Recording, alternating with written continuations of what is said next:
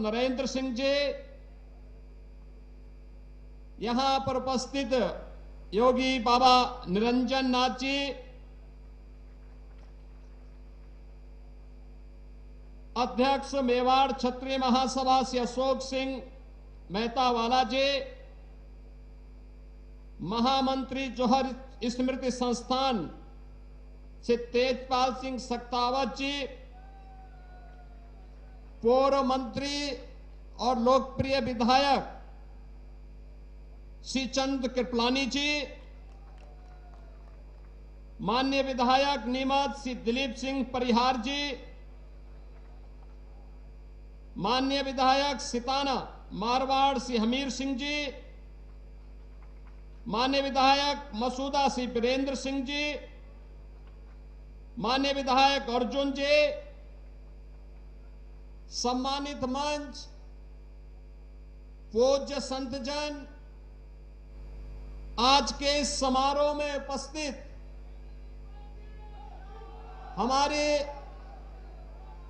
सभी माताएं, बहनें, नौजवान साथियों और स्मृति संस्थान के श्रद्धांजलि समारोह में उपस्थित राजस्थान और आसपास के सभी क्षेत्रों से उपस्थित बहनों और भाइयों, आज मुझे यहां पर प्रातःकालीन सत्र में इस वीर भूमि को नमन करने, महारानी पद्मावती के जौहर स्थल को नमन करने और माता कालिका के मंदिर में दर्शन करने का सौभाग्य प्राप्त हुआ है। बहनों और भाइयों, मैंने जब यहां की इस धरा को नमन किया और इस समारोह के बारे में, यहां के कार्यक्रमों के बारे में मुझे जब जानकारी दी जा रही थी और यहां पर जो मुझसे पूर्व जिन वक्ताओं ने अपने बातों को यहां पे रखा भी, ये लगता था कि ये भारतीय नारी के शौर्य को, उनके अस्मिता को, उनके स्वाभिमान को सम्मान देने का एक कार्यक्रम महारानी पद्मिनी ने हमें विरासत में सौंपी है और उसको नमन करके हम नारी गौरव को एक नई ऊंचाई प्रदान करने के लिए, अपने दायित्वों का निर्वहन करने के लिए यहां पर आए हैं।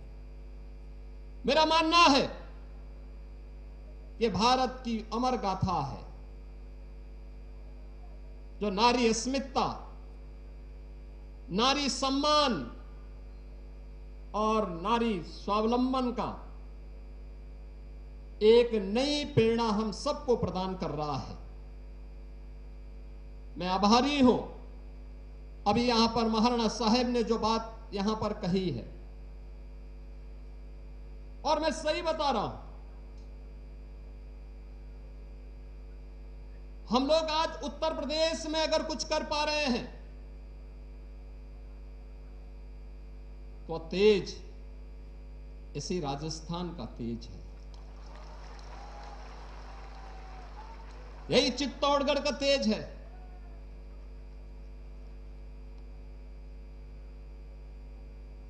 आज उत्तर प्रदेश में जो परिवर्तन दिखता है वह प्रधानमंत्री मोदी जी के मार्गदर्शन में, उसके पीछे राजस्थान की इस वीर भूमि का भी योगदान है, क्योंकि मेरे पूज्य दादा गुरु इसी भूमि से गोरखपुर गए थे।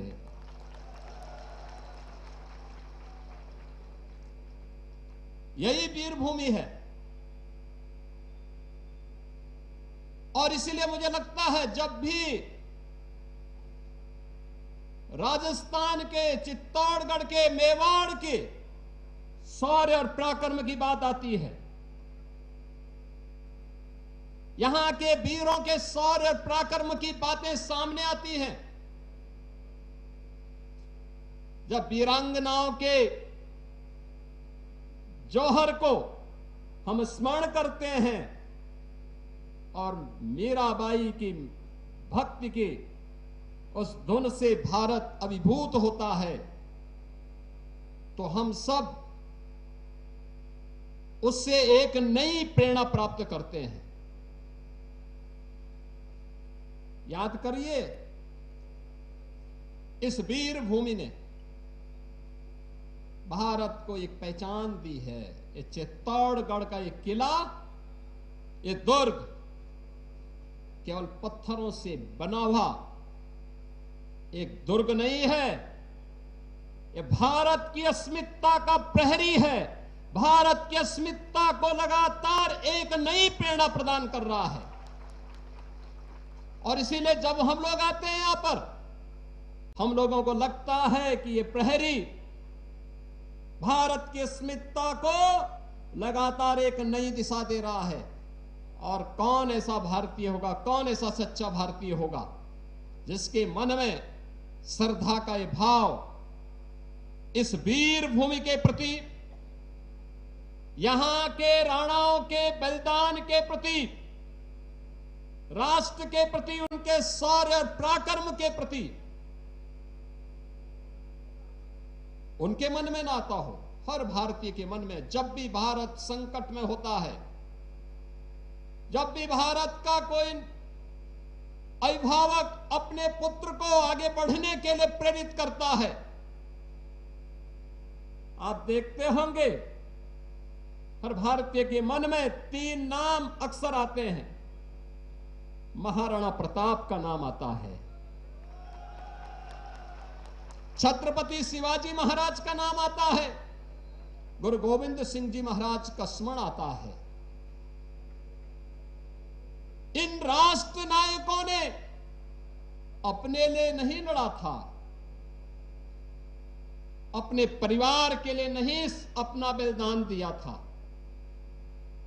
इनका संघर्ष देश के लिए था, धर्म के लिए था। इनका संघर्ष सत्ता के लिए नहीं था। ये सत्ता का संघर्ष नहीं था, साम्राज्य का संकट का भी कोई संघर्ष नहीं था। ये धर्म और अस्मिता का संकट था, भारत की अस्मिता का संकट था, भारत की स्वाधीनता का संघर्ष था। और उस संघर्ष के लिए उन्होंने उस हर चुनौती का सामना किया, चट्टान की तरह उसके सामने खड़े हुए और उसका मुकाबला करके उसको नेस्तनाबूद करने का काम भी किया।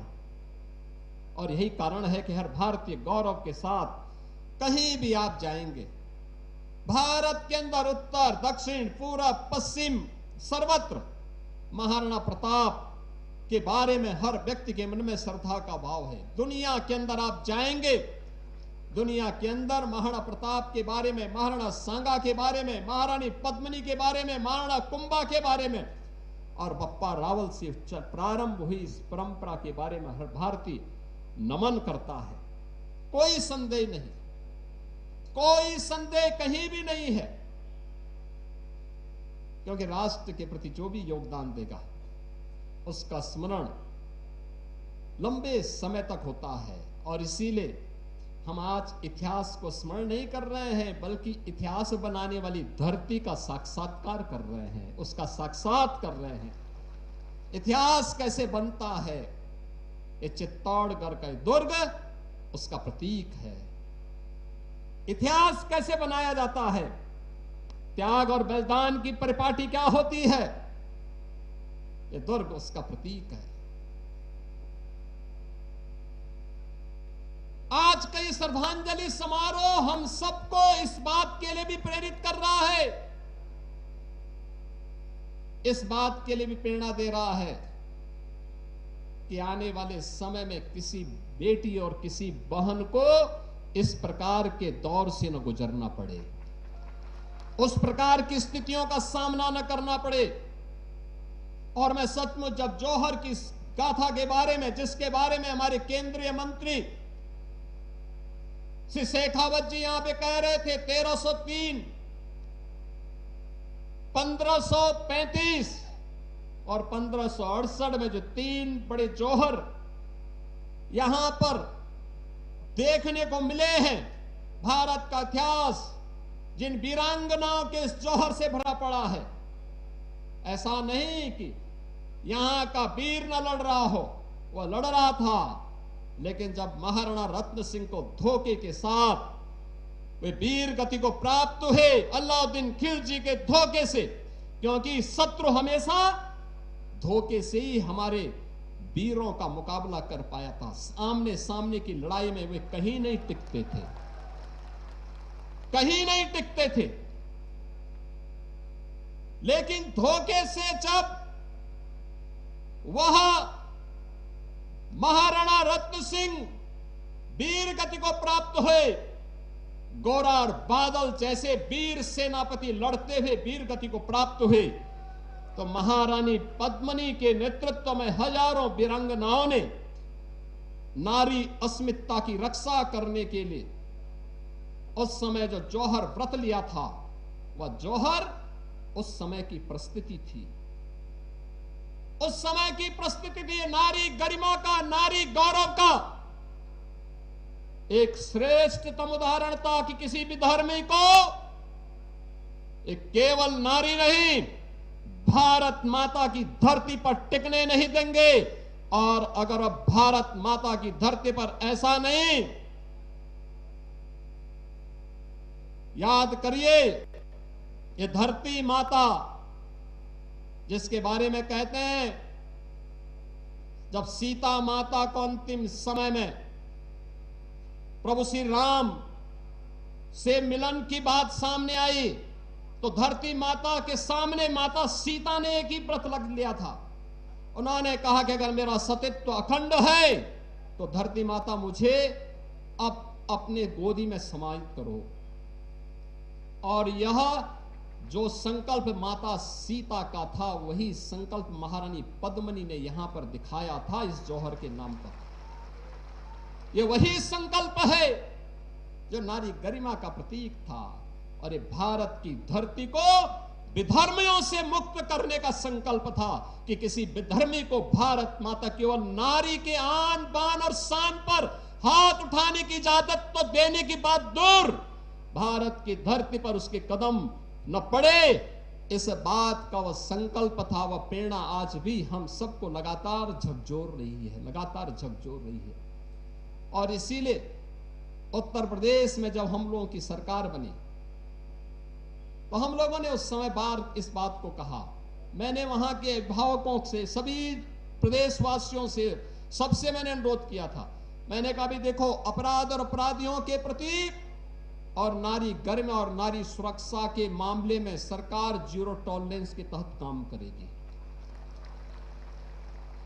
याद करना, अगर किसी ने किसी बहन और बेटी की सुरक्षा पर हाथ डालने का दुस्साहस किया तो अगले चौराहे पर यमराज उसका इंतजार कर रहा होगा। आज आप देख रहे होंगे उत्तर प्रदेश 25 करोड़ की आबादी का राज्य है।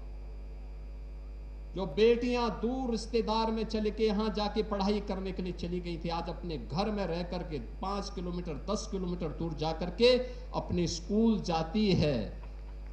और नारी सुरक्षा का इससे बड़ा उदाहरण क्या हो सकता है। उत्तर प्रदेश जैसे राज्य में अब वहां की बेटियां, वहां की बहनें रात्रि शिफ्ट में भी, ऑफिसों में भी और कारखानों में कार्य करके सकुशल अपने घर वापस आती है। हर भारतीय नारी को इस सुरक्षा की गारंटी और सम्मान की गारंटी मिलनी चाहिए, उसको स्वावलंबन की गारंटी मिलनी चाहिए। ये जौहर श्रद्धांजलि समारोह उसका एक प्रतीक है और उसका आह्वान भी कर रहा है। यह हर भारतीय नारी का अधिकार होना चाहिए। बहनों और भाइयों, कौन ऐसा भारतीय होगा? महाराणा सांगा के शरीर पर 80 घाव, ये केवल उनके व्यक्तिगत साम्राज्य लालसा नहीं, ये भारत की अस्मिता को क्षुण्ण बनाए रखने के लिए उस समय उनके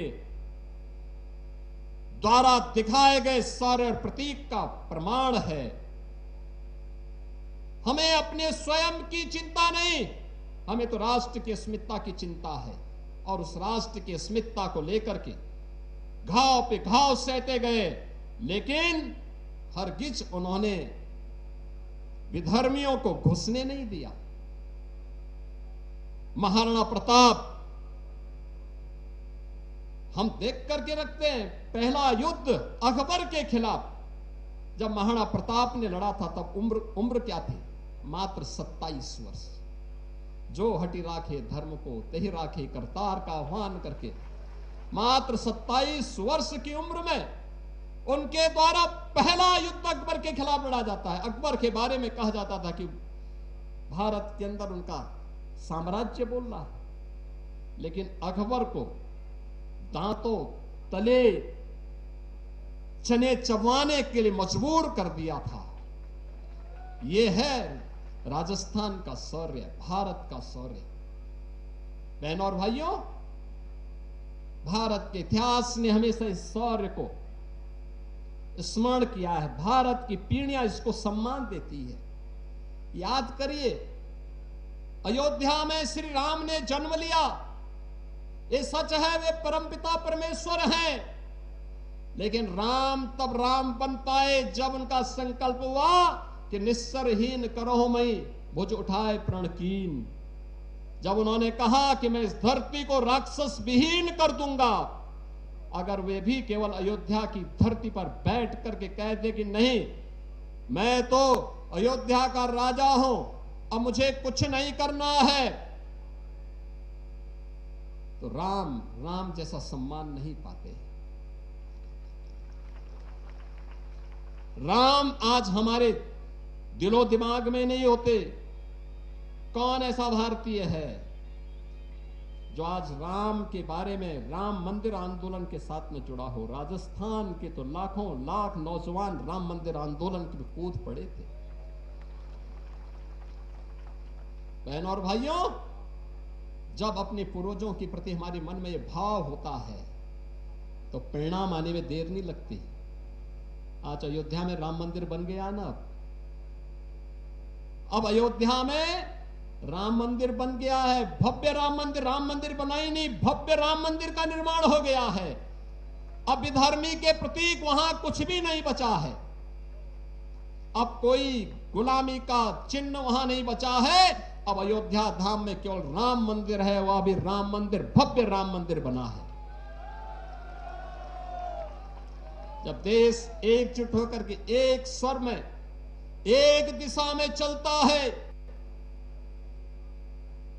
ये जाति के नाम पर बांटने वाले नेताओं से थोड़ा अपने आप को सावधान रखता है, तो राम मंदिर जैसा सम्मान भारतवासियों को और सनातन धर्मावलंबियों को प्राप्त होता है। आज अयोध्या में राम मंदिर का निर्माण हो गया। याद करिए, कंस के अत्याचार से त्रस्त मथुरा को अभय प्रदान करने के लिए कृष्ण को अंततः संकल्प लेना पड़ा था, परित्राणाय साधूनाम विनाशाय च दुष्कृताम का। उन्होंने कहा था, मैं सज्जन शक्ति का संरक्षण करूंगा, लेकिन दुर्जनों का संहार करने में भी कोई संकोच नहीं करूंगा। और आज कृष्ण हम सबके पूज्य हो गए। हमारे महाराणा साहेब तो नाथद्वारा से स्वयं वहां का प्रतिनिधित्व भी कर रहे हैं। बहनों और भाइयों, ये भारत की अस्मिता है, ये भारत का प्रतीक है। हम इन महापुरुषों का स्मरण इसलिए कर रहे हैं क्योंकि इन्होंने भारत को शौर्य पराक्रम की परंपरा के साथ जुड़ने का आह्वान किया था। भारत की आजादी के उस पूरे आह्वान को जब हम देखते हैं, और मैं तो दंग रहता हूं इन सभी कार्यों को देख करके कि कैसे भारत ने इन सभी चीजों को देखा था। आप देखेंगे खालसा पंथ के संस्थापक गुरु गोविंद सिंह जी महाराज ने, उनका आह्वान भी क्या था? 1.25 लाख से एक लड़ाऊं तो गोविंद सिंह नाम कहाऊं। आप सोचो ना, उस समय वे भी लड़ रहे थे। एक स्थान पर उन्होंने किस तरीके से 4-4 पुत्र बलिदान होते हैं, लेकिन उफ नहीं किया। उनसे पूछा गया कि आपके 4-4 पुत्र, 4-4 साहबजादे बलिदान हो रहे हैं सरहिंद के लिए। उन्होंने कहा 4 मुए तो क्या हुआ, जीवित कहीं 1000। पूरे समाज को ही अपना पुत्र मान करके उनका संरक्षण जो प्राप्त हो रहा था। बहन और भाइयों, यही स्थिति इस देश के अंदर आजादी के आंदोलन के दौरान भी हम देख रहे थे। उत्तर प्रदेश के अंदर जब हम बात करते हैं झांसी की रानी लक्ष्मीबाई का, कौन ऐसा भारतीय होगा जो झांसी की रानी लक्ष्मीबाई का स्मरण करता हो?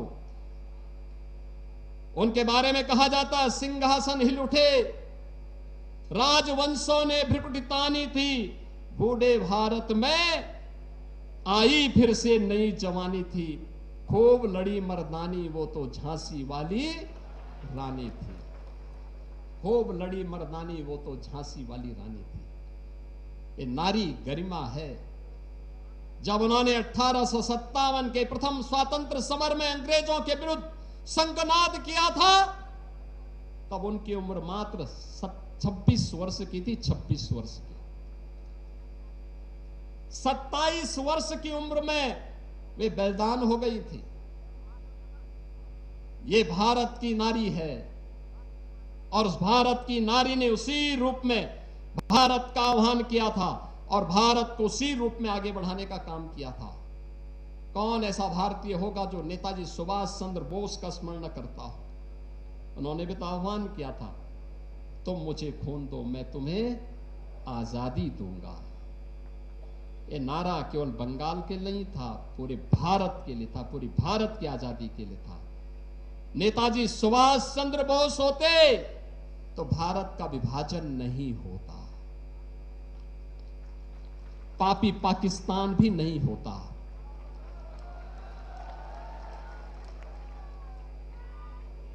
उनका यह आह्वान भारत की अस्मिता के लिए था, भारत की आजादी के लिए था, भारत के नौजवानों के साथ था। आप जाइए ना भारत से बाहर भी, जापान में, सिंगापुर में, भारत के अंदर पोर्ट ब्लेयर में जाइए, नेताजी सुभाष चंद्र बोस के द्वारा भारत की आजादी के लिए, म्यांमार में आप जाइए, भारत की आजादी के लिए उनके द्वारा किए गए योगदान का स्मारक आज भी हम सब भारतीयों का आह्वान करता है। बहनों और भाइयों, उत्तर प्रदेश में देश की आजादी के लिए एक नया आंदोलन हुआ था, काकोरी ट्रेन एक्शन की। पंडित राम प्रसाद बिस्मिल और ठाकुर रोशन सिंह, चंद्रशेखर आजाद, ये सभी क्रांतिकारी अंग्रेजों के द्वारा गिरफ्तार हो गए। इन्होंने अंग्रेजों का जो खजाना लूटा था, जिसे इंग्लैंड ले जाया जा रहा था भारत से वसूली करके, वो मात्र 4600 था, 4600। और इन क्रांतिकारियों को गिरफ्तार करने के लिए अंग्रेजों ने जो पैसा लगाया था, उसकी कीमत थी उस समय 10 लाख रुपए। पंडित राम प्रसाद बिस्मिल को गिरफ्तार करके जेल में बंद कर दिया गया, ठाकुर रोशन सिंह को जेल में बंद कर दिया गया, कई क्रांतिकारियों को जेल में बंद कर दिया। और जेल में बंद किया गया, इनको फांसी की सजा दी गई। फांसी की सजा देने के जिस दिन फांसी की सजा तय थी, उसके 2 दिन पहले ही उन्हें फंदे पर लटका दिया गया।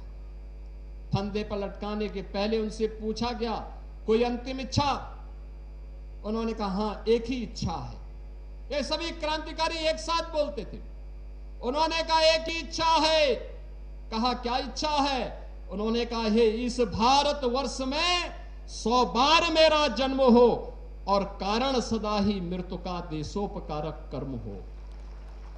उन्होंने कहा ईश्वर से केवल एक ही प्रार्थना है, और वह प्रार्थना है कि बार बार इस भारत की धरती पर हम जन्म लें और बार बार धरती पर जन्म लेकर के हमारे जीवन का एक ही लक्ष्य है, और वह है कि हम बार बार हमारी मृत्यु का कारण देश और समाज के कल्याण का, सनातन के कल्याण का कारण बने। बहनों और भाइयों, हम भारत की आजादी के आंदोलन के ही महानायक वीर सावरकर का स्मरण करते हैं। याद करिए, भारत के बाहर रह करके उन्होंने भारत की आजादी के लिए जिस आंदोलन को आगे बढ़ाया था, उम्र 28 वर्ष, सजा दो काला पानी, दो दोहरे काला पानी की, यानी 50 वर्ष की सजा मात्र 28 वर्ष की उम्र में, एक ही जेल में, अंडमान निकोबार की एक ही जेल में पूरा उनके भाई भी बंद हैं, और एक दशक तक वीर सावरकर अपने भाई को नहीं देख पाए थे। अचानक एक दिन मुकाबला हुआ, उन्होंने देखा कि मेरा भाई, उन्होंने समझा मुझे मिलने के लिए आया है। उन्होंने अपने भाई से पूछा कि भाई कब से यहां पे हो, तुम कब आए हो? उन्होंने कहा मैं तो कई वर्षों से यहां पर इस जेल में बंद हूं। कहा क्यों? कहा कि देश की आजादी के लिए, जैसे आप इंग्लैंड में और फ्रांस में रह करके लड़ रहे थे, वैसे ही मैं भी भारत की आजादी के लिए महाराष्ट्र के अंदर, भारत के अंदर लड़ रहा था, और मुझे भी यहां सजा हुई है। बहनों और भाइयों, इतिहास इससे बनता है, और इस इतिहास को अगर सही मायने में किसी ने हम सबको स्मरण कराया है, तो स्मरण कराया था 1893 में शिकागो की धर्म सभा में, तब स्वामी विवेकानंद ने वहां जाकर के उद्घोष किया था, और एक ही उद्घोष उनका था। उन्होंने ये नहीं कहा मैं किस जाति का हूं, पंथ और संप्रदाय की बात भी नहीं कही। उस समय स्वामी विवेकानंद ने एक ही बात कही थी, और उन्होंने कहा था, हम सब भारतीयों के लिए कहा था कि गर्व से कहो हम हिंदू हैं, और गर्व से कहो ये हिंदू का ये उद्घोष आज भी पूरे भारत को एकता के सूत्र में बांधने का कार्य करता है। बहनों और भाइयों, हम नेपाल में जाते हैं, हिंदू का ये भाव हर व्यक्ति को जोड़ता है, तोड़ता नहीं है, तोड़ता नहीं है। ये देश कमजोर क्यों हुआ? क्योंकि जातिवाद ने समाज की नींव को दरका दिया, कमजोर कर दिया। ये जातिवाद की राजनीति भारत की नींव को कमजोर कर रहा है। बांटने की ये राजनीति हम सबको फिर से गुलामी की ओर धकेल रहा है, और उससे बचने के लिए आज हम सबको एक उस भाव के साथ आगे बढ़ना पड़ेगा। और मैं तो आज जब यहां पर आया हूं, मैं तो आप सबसे एक ही बात कहूंगा, मैं जौहर स्मृति संस्थान और इस पूरे अभियान के साथ जुड़े हुए यहां के लोकप्रिय विधायक ने जो अब इस बार जो बात कार्यक्रम भी किया संस्थान के साथ मिलकर के, कि सभी समुदायों को मिलकर के अपने पूर्वजों के प्रति उनकी स्मृति को नमन करने का आयोजन सर्व समाज का कार्यक्रम बने। क्योंकि याद रखना, मूल जानना बड़ा कठिन है नदियों का, वीरों का। धनुष छोड़कर और गोत्र क्या होता रणधीरों का। ये दिनकर की पंक्तियां हैं, याद करना, महाकवि रामधारी सिंह दिनकर की। उन्होंने कहा था कि मूल जानना बड़ा कठिन है नदियों का, वीरों का। धनुष छोड़कर और गोत्र क्या होता रणधीरों का। पाते हैं सम्मान तपोबल से भूतल पर सूर, और जाति जाति का शोर मचाते केवल कायर क्रूर। जिनको कुछ नहीं करना है वे जातिवाद के आधार पर सामाजिक एकता को छिन्न भिन्न करने का पाप कर रहे हैं। बहनों और भाइयों, याद करिए ना भारत के वैभव को। भारत का वैभव हमेशा हमें उस बात की नई प्रेरणा प्रदान करता है वैदिक कालीन भारत आदर्श भारत, ग्रामीण अर्थव्यवस्था पर आधारित भारत, एक ऐसा भारत जहां अन्नदाता किसान उत्पादक था, हमारा कारीगर उद्यमी था और हमारा व्यापारी राष्ट्र को जोड़ने का सेतु हुआ करता था। ग्राम स्वराज हमारी पहचान थी। माल भी गांव का, उत्पादन भी गांव का, आमदनी भी गांव की, आत्मनिर्भर इकाई भी गांव की। आज प्रधानमंत्री मोदी जी आत्मनिर्भर और विकसित भारत की बात जब करते हैं तो बहनों और भाइयों, आत्मनिर्भर और विकसित भारत की इस नींव को मजबूत बनाने के लिए उसकी आधारभूत इकाई हमारी ग्राम पंचायतें बनेंगी, हमारी ग्राम सभाएं बनेंगी, हमारे कस्बे बनेंगे। चित्तौड़गढ़ आत्मनिर्भर होगा तो भारत आत्मनिर्भर होगा। और आत्मनिर्भर बनने के उसी कार्यक्रम के बारे में अभी महाराणा साहब भी यहां पर मंच पर उस बात को कह रहे थे। ये वही कहानी है, जब भी आक्रांता आते हैं, आक्रांता केवल साम्राज्य को लूटते ही नहीं, नारी अस्मिता के साथ खिलवाड़ ही नहीं करते, हमारी संस्कृति को, हमारी परंपरा को, हमारी बौद्धिक संपदा को रौंदने का काम भी करते हैं, लूटने का काम भी करते हैं। और उनके द्वारा यहां के तो उस समय जो शोषण की प्रवृत्ति पैदा की गई थी, उस शोषण की दुष्प्रवृत्ति का परिणाम क्या था? हमारा अन्नदाता किसान उत्पादक से कर्जदाता हो गया, उपभोक्ता हो गया, उपभोक्ता से कर्जदाता हो गया। आज वो कर्ज से दबा हुआ है। हमारा कारीगर श्रमिक होकर के बेरोजगार हो गया और व्यापारी वह कर्ज के बोझ के तले वह भी इधर से उधर जाकर के अपने आजीविका के लिए भटकता हुआ दिखाई दिया है। बहनों और भाइयों, औपनिवेशिक कालखंड की शोषण की इस वृत्ति को समाप्त करने के लिए उस समय जो उन्होंने दुष्चक्र रचा था, उस दुष्चक्र को समाप्त करने के लिए स्वतंत्र भारत ने भी कभी आजादी के बाद वर्ष पर वर्ष बीतते गए, कभी भारत की इस अस्मिता को पहचानने का प्रयास नहीं हो पाया। ये भारत फिर से गौरव के साथ आगे बढ़ सके। याद करिए, कौन लोग हैं जो जातिवाद के आधार पर फिर से समाज को बांट रहे हैं? कौन लोग हैं जो अफवाह के आधार पर देश के अंदर विश्वास का संकट खड़ा कर रहे हैं? कौन वे लोग हैं जो लगातार भारत को भारत न बना रहे, इसके लिए तमाम प्रकार से दुष्चक्र कर रहे हैं? और याद करेंगे तो ये वही लोग हैं जिन्होंने कहा था कि राम और कृष्ण तो हुए ही नहीं। ये वही लोग हैं जिन्होंने राम मंदिर के आंदोलन में विरोधी पक्ष के साथ जाकर के मिलकर के राम मंदिर का फैसला न हो, इसके लिए एड़ी चोटी लगाई थी। ये वही लोग हैं जो राम सेतु को तोड़ने के लिए तो उतावले दिखाई देते हैं, लेकिन राम मंदिर के निर्माण का विरोध करते हैं। ये वही लोग हैं जिनके द्वारा लगातार देश के अंदर अविश्वास का वातावरण पैदा करने का प्रयास किया जा रहा है। और इस अविश्वास के परिणाम स्वरूप ये भारत के संवैधानिक संस्थाओं को भी कटघरे में खड़ा करने का प्रयास कर रहे हैं। भारत के संवैधानिक संस्थाओं को खड़ा करने का मतलब भारत को एक बार फिर से कटघरे में खड़ा करके अविश्वसनीय बना देना। इनको देश की चिंता नहीं, इनको स्वयं के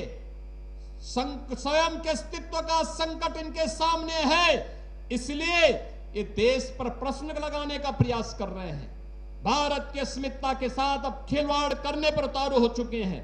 और इसीलिए जब आज हम यहां पर आए हैं इस जौहर स्मृति संस्थान के कार्यक्रम में, यह संकल्प का दिवस हम सब के लिए होना चाहिए और यह संकल्प इस बात का संकल्प बनना चाहिए जो संकल्प सैकड़ों वर्षों से विगत 1200-1300 वर्षों से इस वीर भूमि ने पूरे भारत भूमि को दिया है। उस संकल्प के साथ जुड़ने का, वीरों और वीरांगनाओं को नमन करने का, उससे एक नई प्रेरणा प्राप्त करने का। मैं जब यहां आया था, मैं देख रहा था चित्तौड़गढ़ के दुर्ग में जाकर के जौहर भूमि को नमन करके, मां कालिका के मंदिर में दर्शन करके मैं विभूत भी था, भाषा अवरुद्ध थी, भावनाओं से भरी हुई थी और इस बात को लेकर के भरी हुई थी। मुझे उस समय याद आ रही थी उत्तर प्रदेश के एक हिंदी साहित्य के महान साहित्य कीर्ति रखने वाले हल्दी घाटी के रचयिता श्याम नारायण पांडे की मुझे पंक्तियां याद आ रही थी। मैं देख रहा था उनकी पंक्तियां हल्दी घाटी में, मुझे बहुत उसके साथ कर रही थी। मैं चित्तौड़गढ़ को जब देख रहा था, इस वीर भूमि को जब मैं देखता हूं और मुझे याद आती है उनकी पंक्तियां कि यह एक लिंग का आसन है, इस पर न किसी का शासन है। याद करिए ना, आज खिलजी वंश को कोई जानने वाला नहीं है। बाबर और औरंगजेब का, अकबर की खानदान का कहीं अता पता नहीं है। याद करिए, खिलजी के नाम पर भारत के अंदर कोई नमूना दिखाई देता है क्या?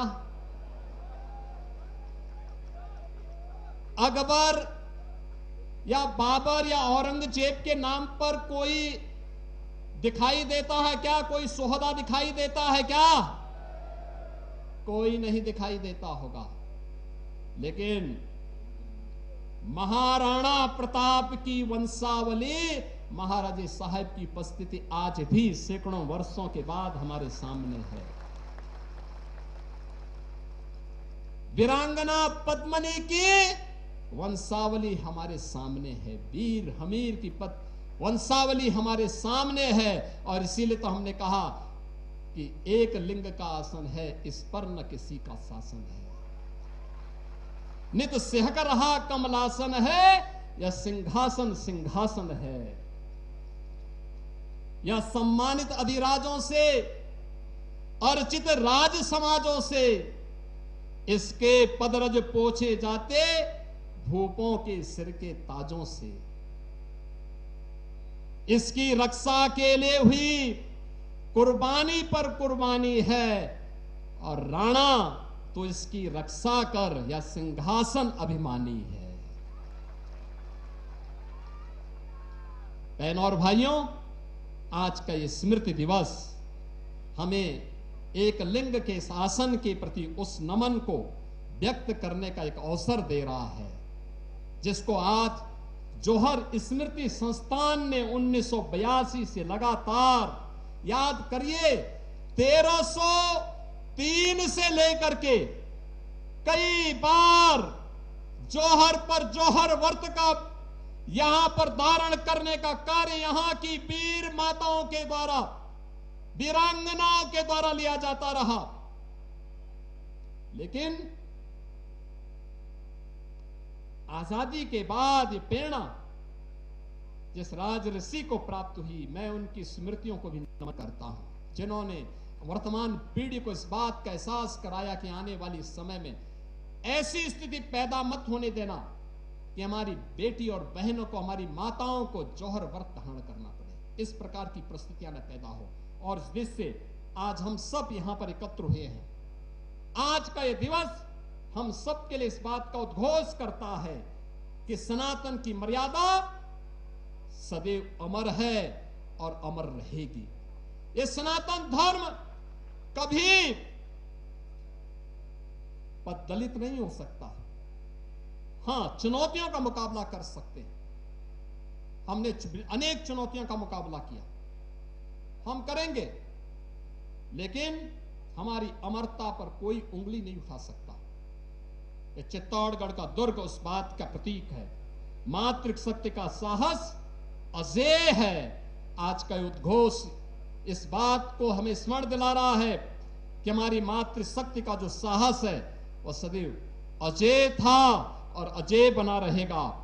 और स्वाभिमान की ज्वाला जो इस जौहर से 1303 में प्रज्वलित हुई थी वह शाश्वत है, वह शाश्वत बनी रहेगी। और इन तीनों के लिए हम सबको मिलकर के कार्य करना होगा। इस विश्वास के साथ मैं आज के इस जौहर स्मृति संस्थान के कार्यक्रम के लिए आयोजकों का हृदय से अभिनंदन करता हूं। मैं यहां पर महारानी पद्मिनी के साथ अलग अलग कालखंड में हुए जौहर व्रत को धारण करने वाली उन वीरांगनाओं और वीर माताओं के प्रति नमन करता हूं, उन्हें विनम्र श्रद्धांजलि अर्पित करता हूं। यहां के सभी वीर योद्धाओं को, बलिदानियों को और महाराणा की इस महान परंपरा को भी, उनकी स्मृतियों को नमन करते हुए, आप सबका अभिनंदन करते हुए अपनी वाणी को विराम देता हूं। धन्यवाद। जय हिंद। जय जय श्री राम।